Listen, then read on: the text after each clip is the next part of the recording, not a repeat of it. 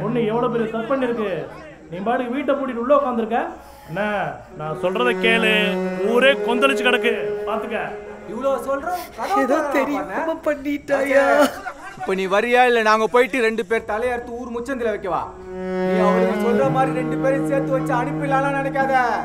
உனக்கு தெரியல, சொந்த ஜாதிக்காரனே ஊருக்காக கழுத்தறுத்து போட்டவன் நம்ம பாட்டேன். யோசிச்சு பாரு, ஊருக்கு மத்தியில நீ செஞ்சாதான் பயம் இருக்கும். யோ வெளியே வாயா. ஐயா வெளியே வாயா. கெஞ்சி கேக்குறையா, வாய் பேச முடியாத பிள்ளையா, விட்டுறியா? அதுக்கு மேல என் பொண்ணு ஏதாவது பண்ணணும்னு நினைச்சேன், குடும்பத்தோட கொளுத்திட்டு செத்துருவ பாத்துக்கோ. ஏன்டா இப்படி பண்ணிக்கிட்டு இருக்கீங்க? விட்டா வீட்டையே கொளுத்துறீங்க போல இருக்கு. ஏன் 2 வருஷத்துக்கு முன்னாடி கந்தசாமி அம்மாவை இப்படித்தான் பண்ணா, அவன்கிட்ட சொன்னோம், புரிஞ்சுக்கல. அப்புறமா புரிஞ்சுக்க வச்சோம். அதுக்கப்புறம் என்ன நினைச்சுன்னு அவருக்கும் தெரியும், நமக்கும் தெரியும். வருவாடுறா, நம்ம ஆள்றா. வீட்டுல ஒரு கடைக்குட்டி வேற இருக்கா. நம்ம பையன் எவனாவது நாடாவை பிடிச்சிருப்பான். நம்ம அண்ணி இருக்காங்க, நாளைக்கு வெளியே தடவை போவேனா? நீ இப்பலாம் சொல்றியே, உள்ள அந்த ஆளு குத்துக்கால மாதிரி உட்காந்துருக்கான் பாரு.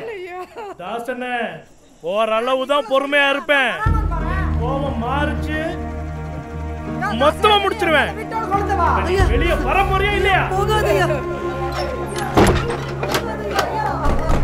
எப்படி வராம பாரு.